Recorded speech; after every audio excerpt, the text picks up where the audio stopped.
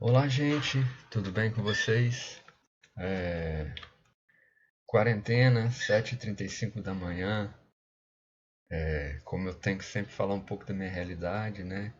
Ontem a gente tentou fazer nossa filha dormir direto, ou seja, colocamos ela para dormir por volta das 7h30, e aí ela acordou, e aí ontem ela foi até as 2 da manhã, pulando na cama.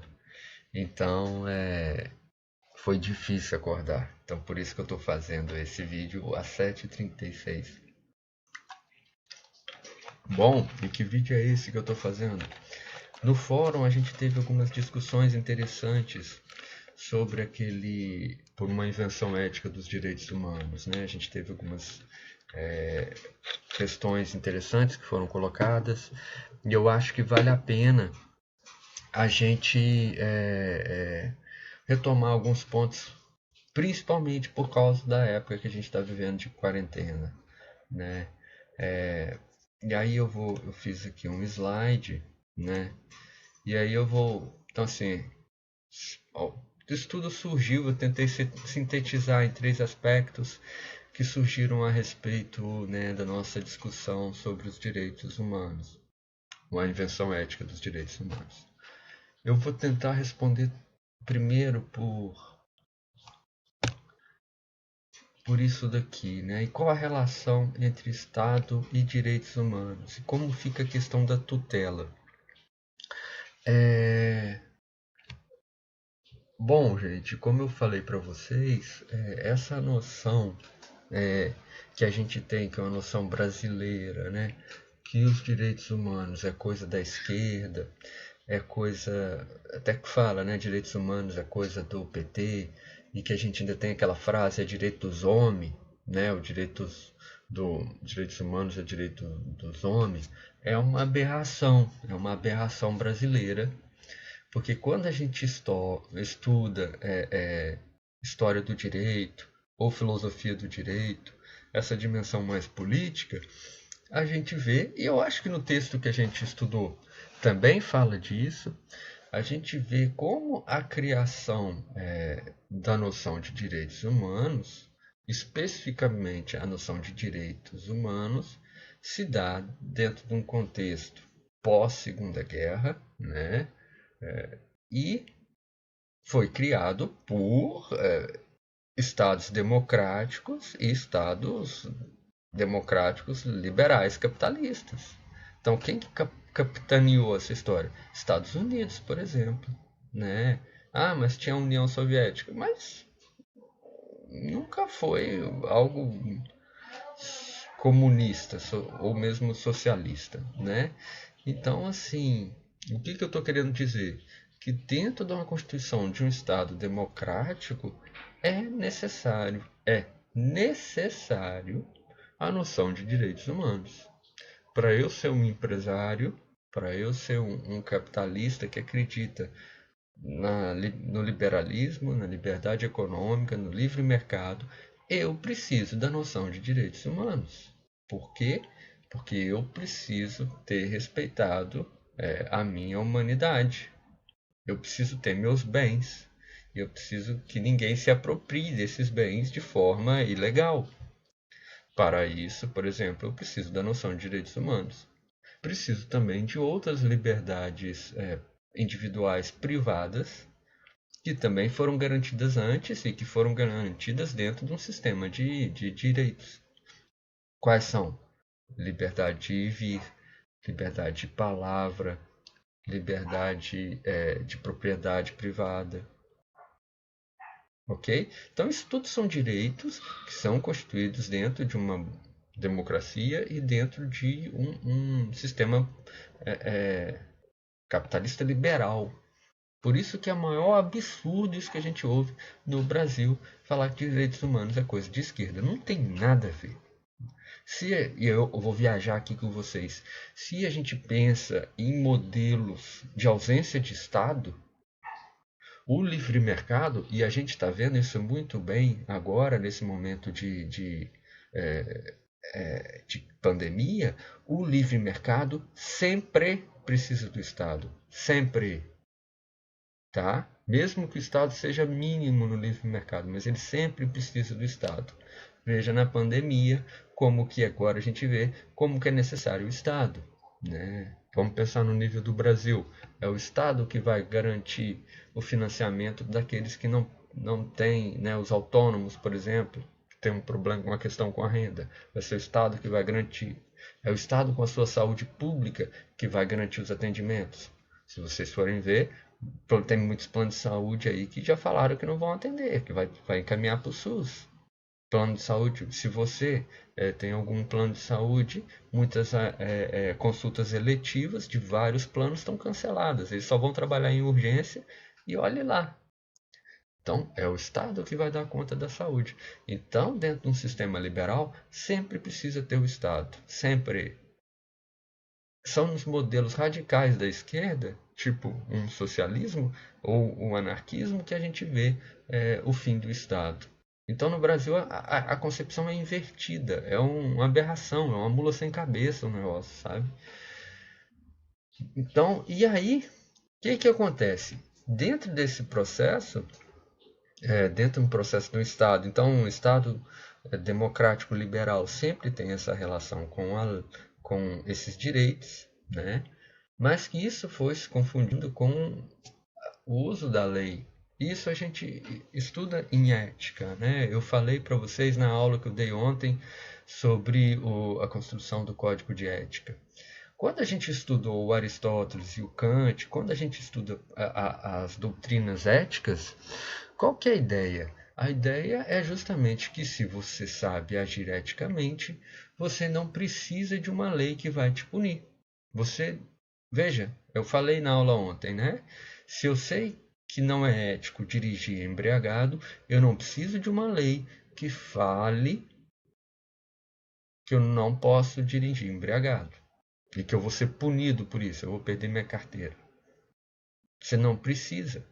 Você só começa a usar isso quando você tem uma crise ética, né? E você passa a acreditar que a coerção da lei é a coisa mais eficiente. Então, esse é o momento que a gente está vivendo. É um momento em que a gente judicializou a vida. O que isso quer dizer? Que a gente acredita que a coerção da lei, a punição, é garantidora de conduta. É a melhor forma de condução. Qual que é o problema se a gente passa a acreditar nisso? A gente tem o cerceamento da nossa liberdade justamente por conta da tutela do Estado. Isso fala no texto, né? Que até me perguntaram. O que isso quer dizer?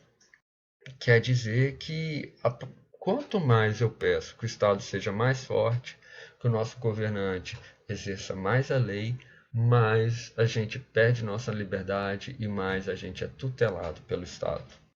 O que quer dizer tutela? Justamente o Estado passa a nos vigiar e passa a dizer o que é certo ou errado por nós. Ou seja, a gente perde a nossa dimensão ética. Isso para mim faz muito sentido, né? Assim, E aí a gente eu vou dar um salto aqui, o que é o Agamben, né? Esse filósofo italiano, e o estado de exceção, né? O Agamben, ele tem um conceito que ele fala que é da vida nua. O que é a vida nua? É a vida enquanto como a gente entende a nossa vida hoje. Hoje a gente abre mão de tudo para o Estado, né? Assim, a gente abre mão de tudo só para a gente ficar vivo, né? Que é o conceito de vida nua do Agamben. Então a gente abre mão, inclusive, das nossas liberdades individuais para ficar vivo. Isso é o conceito de vida nua. Isso faz muito sentido, né? E hoje a gente está vendo isso de forma clássica, né? O Agamben, gente, eu gosto muito dele. Ele é um pensador italiano. Estava morando na França, acho que continua morando na França. Tem escrito bastante nesse atual momento. Todos os filósofos têm escrito. Ele eu gosto muito. Eu estava até conversando ontem com um professor que foi meu orientador do mestrado. E aí ele até estava falando, né, que o Agamben acabou ficando numa saia justa recentemente, porque ao comentar sobre o estado de exceção, especificamente na Itália, ele foi muito criticado porque meio que faltou uma sensibilidade dele, já que a Itália está nos lugares mais críticos. Eu não vi muito desse lado, né? Não é à toa que o último texto do Agamben que eu vou colocar aqui para vocês é o Agamben tentando explicar o que ele quis dizer, né? Mas o que eu acho muito interessante no Agamben, e é um cara que por enquanto a gente não vê muito na psicologia, né? Às vezes a gente vê mais o Foucault, às vezes um pouco do Deleuze, mas o Agamben teve um contato com esse cara e eu pessoalmente é um cara que me interessa mais. Como eu disse para vocês, a noção de estado de exceção do Agamben é um momento em que, pegando o que a gente falou sobre os direitos individuais e os direitos necessários para o Estado liberal, o estado de exceção é um momento em que o Estado suspende esses direitos.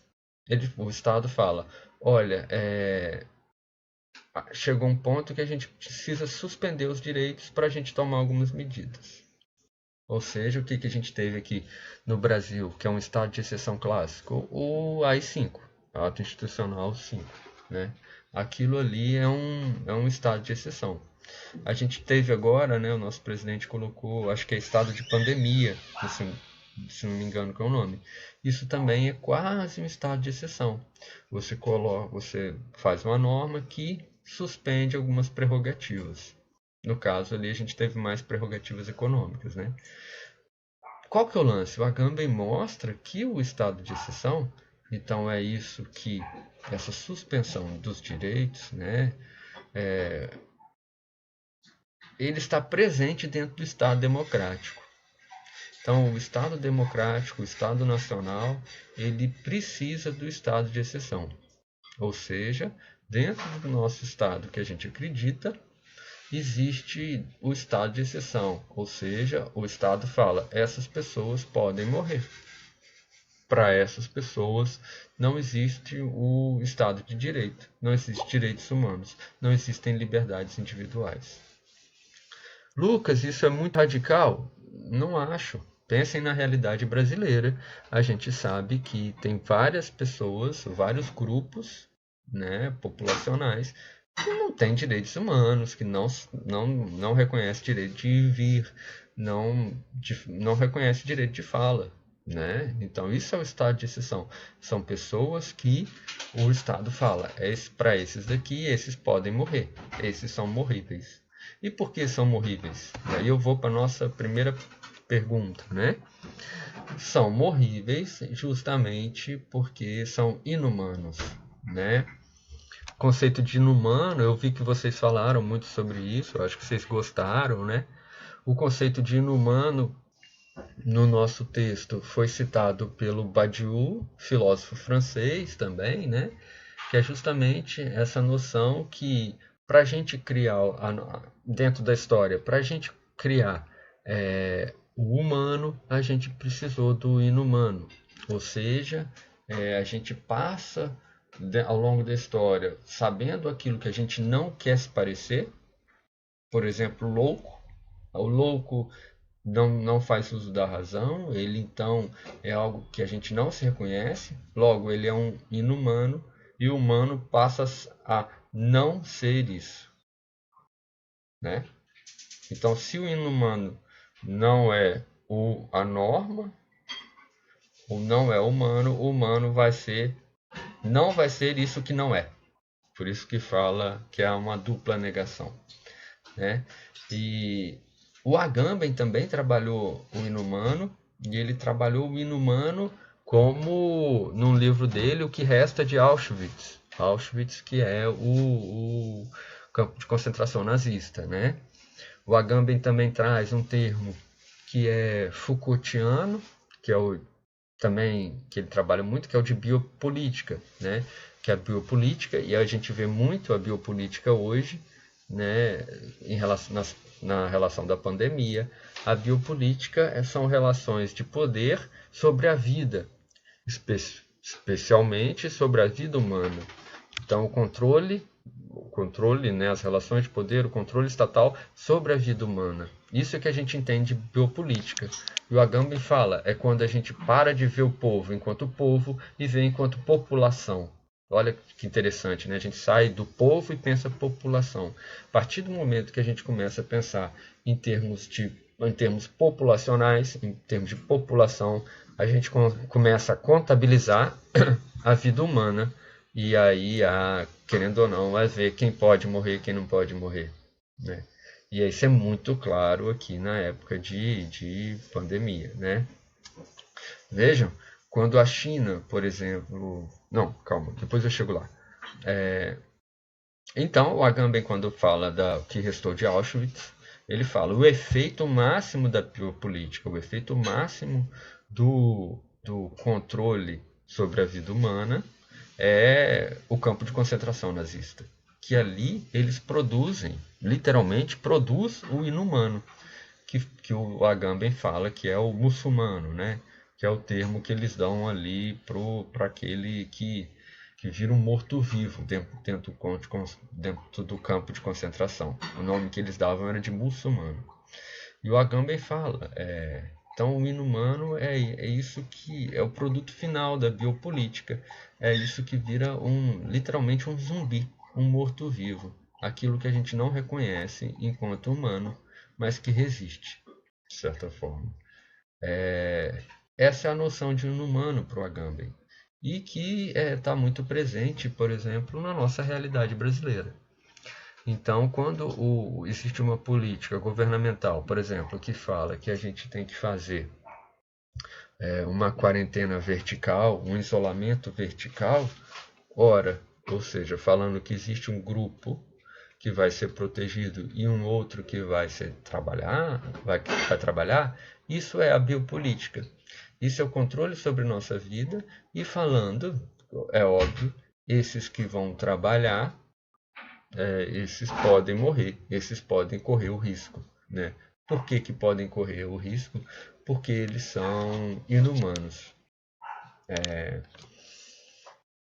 Entendem isso? Então, e aí vamos pensar em relação ao direito, que eu tinha falado da China, né? Pensem, por exemplo, na China, quando ela fala assim, quando a gente vai, para a gente lutar contra o coronavírus, a gente vai suspender os direitos individuais. A China não é um muito bom exemplo porque ela já suspende, mas pensando, por exemplo, Coreia do Sul, também teve isso. Eu estou andando na rua, vai alguém que vai medir minha temperatura. Eu não vou poder dizer não, né? Então, assim, são medidas diferentes, e aí eu volto para o Agamben também, são medidas diferentes, não é um isolamento vertical, por exemplo, Coreia do Sul e China, isolamento total, mas tanto esses dois sistemas, brasileiro com querendo fazer um isolamento vertical, admitindo que existe dentro da política brasileira o inumano, o estado de exceção, quanto China e Coreia que fala para o bem da nação, eu vou medir a temperatura de todo mundo, esses dois estão flertando com o estado de exceção. E isso é o que o Agamben coloca.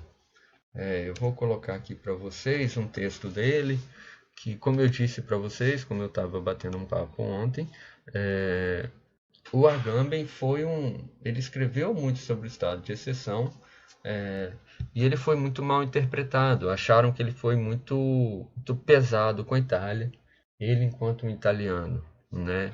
E eu não vi muito assim, eu não concordo muito com essa ideia. Eu acho que ele tem escrito coisas muito interessantes.